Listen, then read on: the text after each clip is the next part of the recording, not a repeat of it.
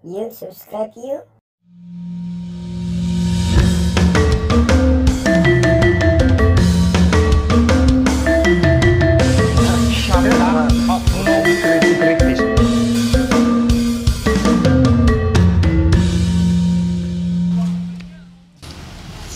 Nah, kalau misalkan kita sudah paham dengan normal, maka selanjutnya kita akan membahas, istilahnya masuk masuk ke ranah yang disebut dengan abnormal, kebalikannya dari normal. Jadi itu ada dua konsep itu memang. Ya, abnormal itu dianggap pengganggu pengganggu kenormalan. Saya mau tanya balik sama Om, berarti kan dari definisi new normal itu kan yang jadi abnormal atau pengganggu kenormalan itu sekarang contohnya COVID tuh sekarang. Apa bisa dianggap seperti itu? Kalau dari segi budaya kan apa ya yang abnormal tuh disingkirkan kan? Iya, betul. Contohnya gitu.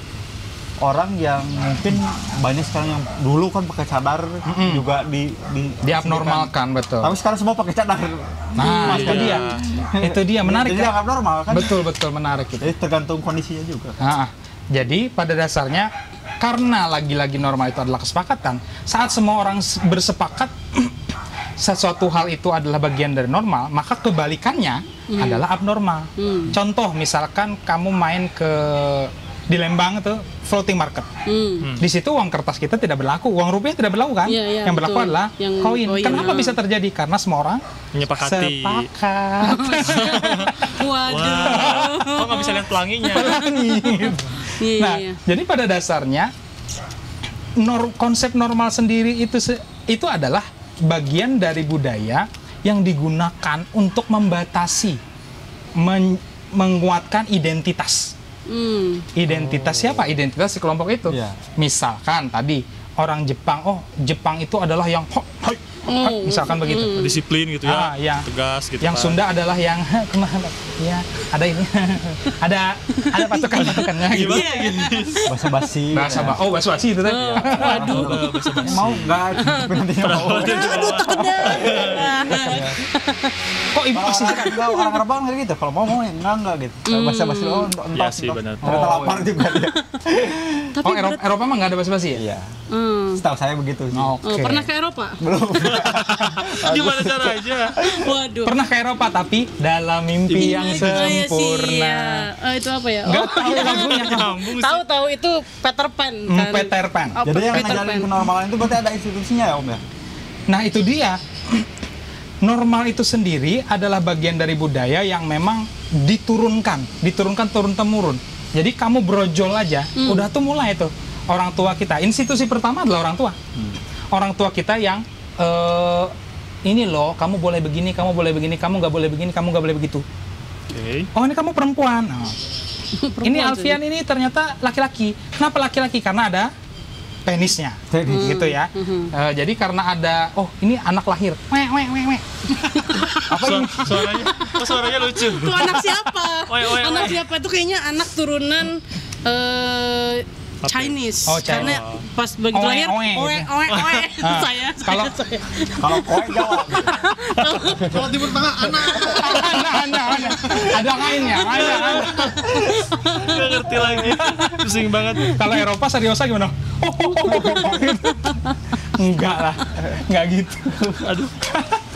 Banyak bercandanya. Itu yang nggak normal. Enggak normal.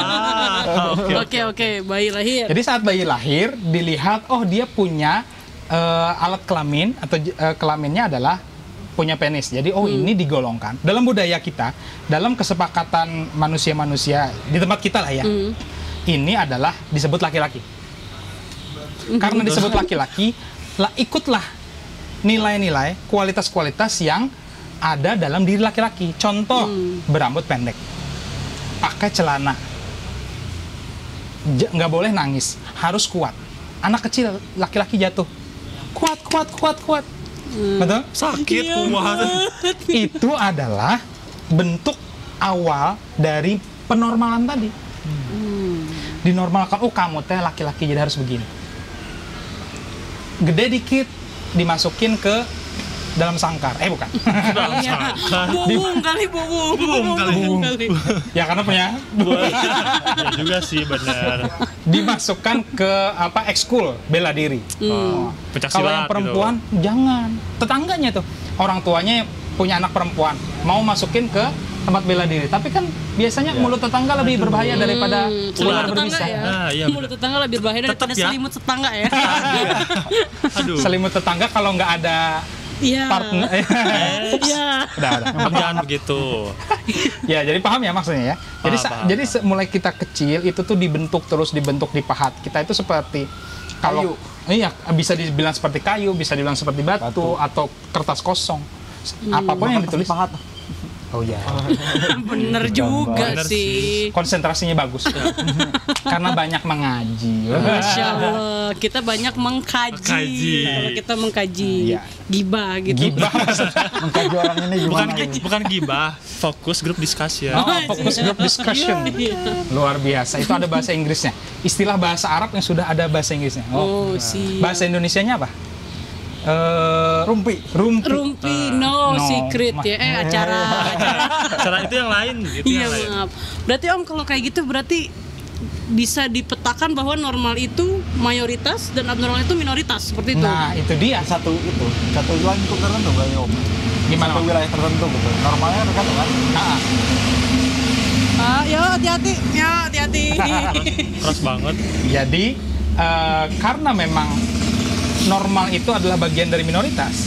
Minoritas itu sendirilah yang menentukan bahwa gue normal. Oke. Oke. Contoh misalkan kita masuk ke bar Bar. idam, masuk Apa? ke bar, dia akan jadi minoritas. Karena apa? Nggak mabok. Pernah mabok nggak? Nggak. Ah, bohong nih. Naik pesawat mabok. Naik odong-odong mabok nih. Nah, kodok-kodok Naik mabok. angkot kayaknya mabok itu Mabok kan. bohong kalau nggak pernah mabok nih Kang Idam nih. Mabok janda. Kok ke sana? Kok ke sana? Ya.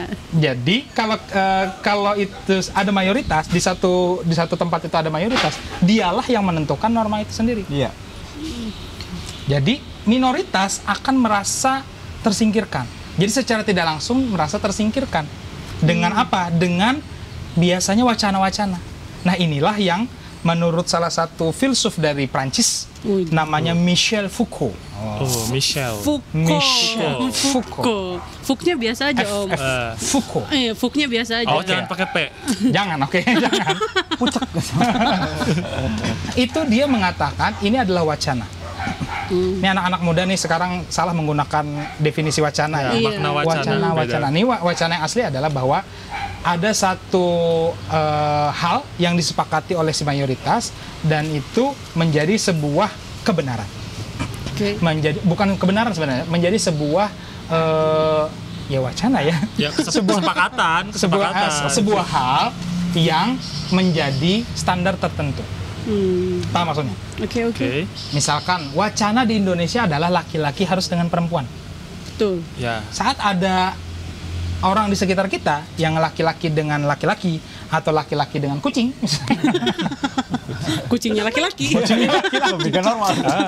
Dianggap tidak normal. dianggap tidak normal. Kenapa tidak normal?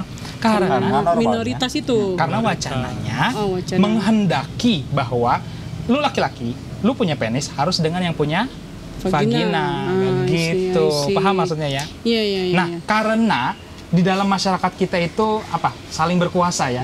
Ingat nggak siapa yang ngomong saling berkuasa? Dari Jerman itu filsufnya. Nietzsche bener. Oh, Nietzsche itu mengatakan Nietzsche, bacanya tuh Nietzsche. Gak usah Siri juga. Barokah. Ya, Nietzsche itu mengatakan setiap orang itu punya kehendak untuk berkuasa. Jadi kalau kita lagi sedang berada di bawah, kita itu dalam melakukan tindakan A, tindakan B yang mengasah diri kita, itu niatnya adalah untuk menguasai orang lain. Itu kata Nietzsche ya, bukan kata saya. Tadi Kata yang Nietzsche. ngomongnya But you Om. just did it. Ya. Oke. Nah, Gimana jadi? merujuk daripada Nietzsche itu, begitu juga dengan konsep normal tadi. Si mayoritas itu tuh bikin batasan, bikin pagar gimana caranya mereka kenormalan mereka itu terjaga. Oke. Akhirnya bikinlah yang namanya rambu A, rambu B, rambu C, atau membuat peraturan-peraturan. Misalkan ke kampus tidak boleh pakai sendal. Apa salahnya sih pakai sendal? Pernah nggak nanya begitu?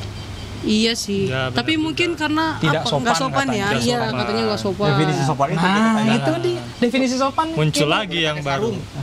Nggak boleh pakai sarung. Padahal sarung tuh enak. Dingin ya, Om, Kalau ya? kalau boleh aku ngajar di kampus pakai sarung, aku pakai sarung. Kenapa tuh? Enak, adem, angin ada. Terus kalau Tuhan aja pakai sarung, Hah? ketemu Tuhan aja pakai Ketemu sarung. Tuhan aja pakai sarung. Itu juga Ketemu beda-beda, Tuhan pakai luar kafan, biasa. nggak pakai Itu sarung. kan ini- Pakai sarung.